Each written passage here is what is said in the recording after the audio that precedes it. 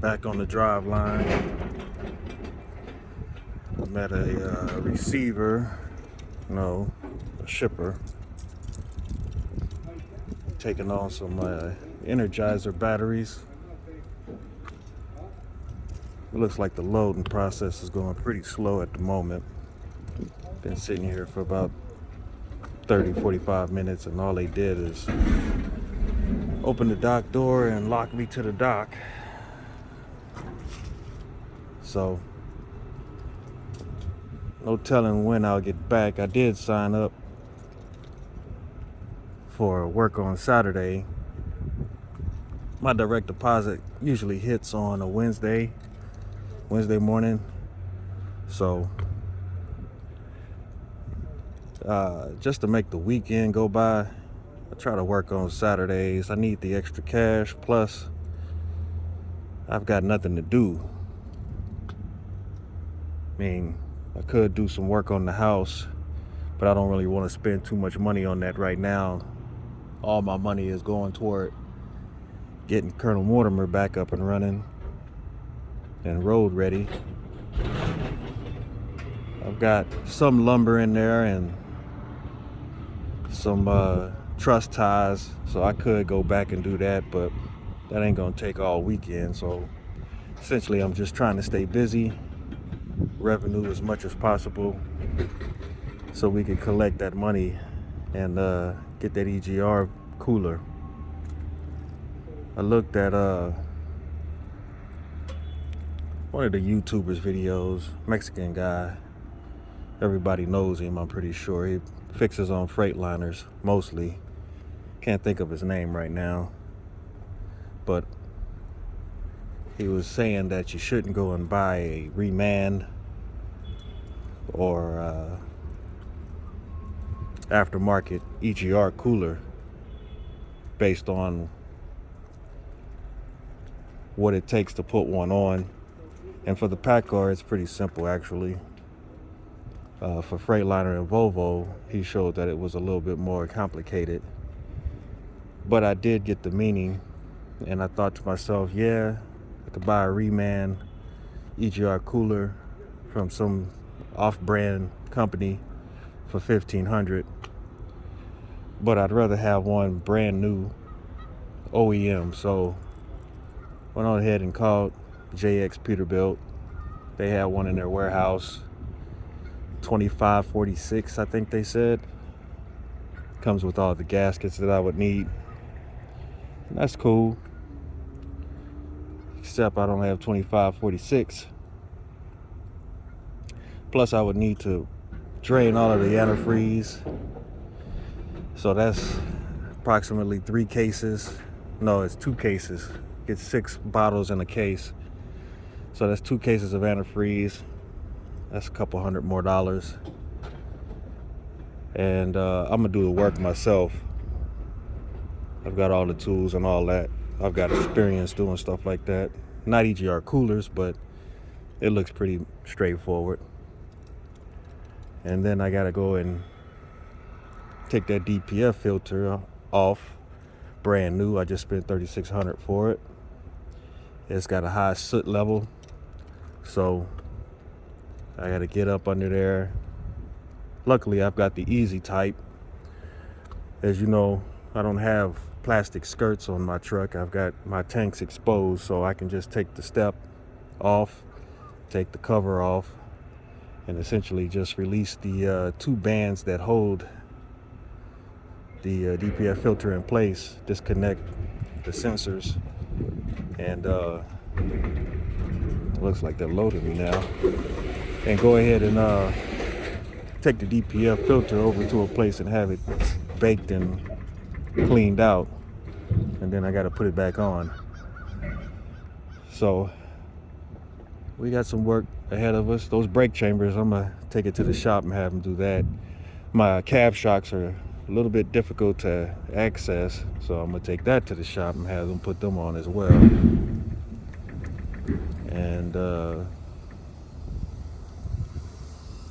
what else?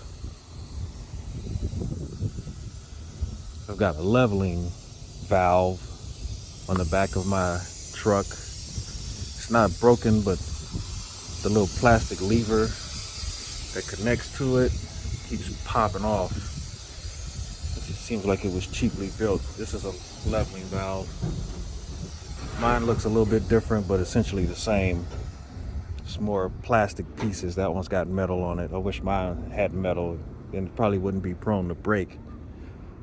I need to replace that. That'll be pretty simple. Don't know what that cost. I've got some side marker lights. I already ordered them. They're on the Peterbilt. They go right there. They got water in them, and one is dim and the other one just doesn't even flash. So if those come by Saturday, I'll go ahead and install those, get those old ones out of there. I got those aftermarket because the OEM blinker fender lights came up to $236, and I just wasn't about to pay that. Not when they're online for the set. You can get the both left and right for $60. So, I mean, if the OEM was so great, then why did those break, right? But just out here, man, waiting to get loaded up. Take this back to the DC. It's Friday. Not sure if they actually will have me work this Saturday. I haven't gotten a pre-plan yet, but you know, who knows? It's important to get out the truck, especially now that it's warmer, the sun's out, and exercise. So I try to exercise every time I have time like this to sit. I'm gonna go get my speed rope here when I go back home, carry that in the truck like I usually do, get that good cardio going. Looks like this one's gonna be heavy. Get that good cardio going when I'm at the rest stops.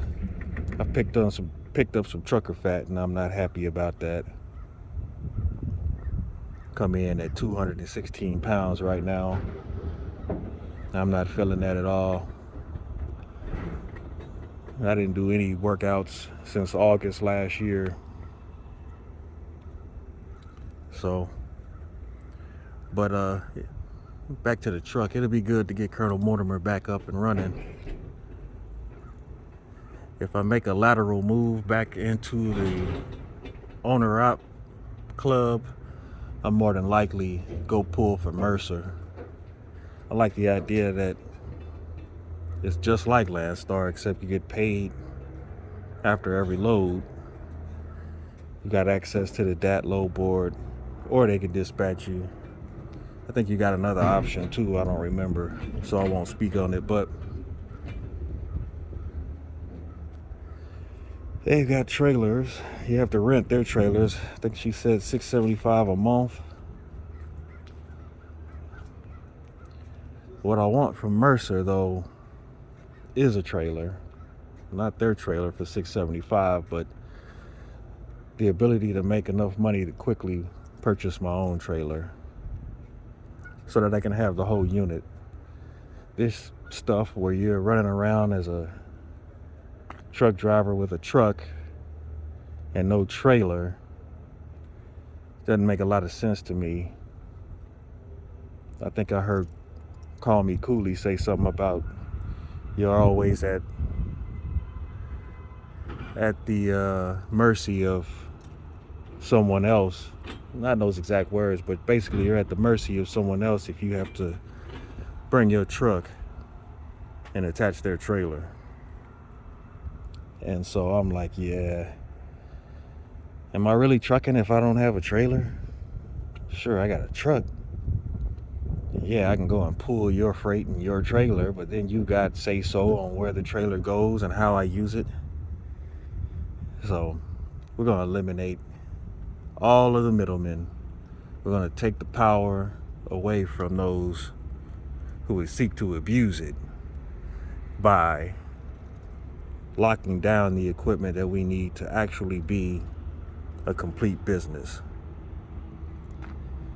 You know, I can essentially, if I had wanted to, with my own trailer, come to your house and have you load up your house full of furniture and take it completely across country and let you pay me out of your pocket. Can't do that with their trailers, their GPS tracking and Qualcomms and all that old crap. But yeah, it's time for me to become a complete owner and then operate at will the way I want to. My plan is to have a trailer before the winter because I intend to take the winter off. Too many wrecks, too many bad weather conditions, too many mishaps on the road, blowovers, rollovers, slide-offs, tows. Yeah. And I need to get reacclimated with my social life too. I've been out here 6.5 years, so I'm gonna take October, November, December off, and I'm gonna go and get a regular schmegular job. And I'm thinking that's the same time I used to work at Amazon, so I'm gonna probably go to Amazon as a picker or a what do you call it, other ICQA. You know, I did both of those at Amazon. I'm gonna go and just make a regular check. I think they pay like $6.70 a week. I'll have my bread together by then to where that won't really matter, but just to get back into society. 6.5 years out here, kind of, we just got to break up the monotony of it all. I have to, and then I don't want to run winters anymore. It's too dangerous. I almost wrecked this winter, December 24th to be exact. Got caught up in that ice storm in Kentucky on 65. Everybody sliding down the hill. Didn't matter if you had your brakes on or not. You were going to slide. Too many accidents, too many close calls. And that was in my truck. And I don't know how I'll react if somebody, let's not even speak of it. But, yeah, I'm going to do that for 3 months. Maybe not 3 months, I don't know, because you still got January, February, March where it's dry. I ain't gonna want to sit around for 6 months. That's not gonna happen. I'll figure something out. I'll run until the peak season is all stocked up, and then I'll go and grab some holiday work, and then maybe jump back in the truck and ease my way to warmer climates. But hell, you get ice and snow in the south now, so anyway, I'm just rambling, man, waiting on us to get loaded. So I ain't gonna hold you. Just thought I'd deliver some content and maybe help you waste a couple of miles. Anyway, I'll talk to you.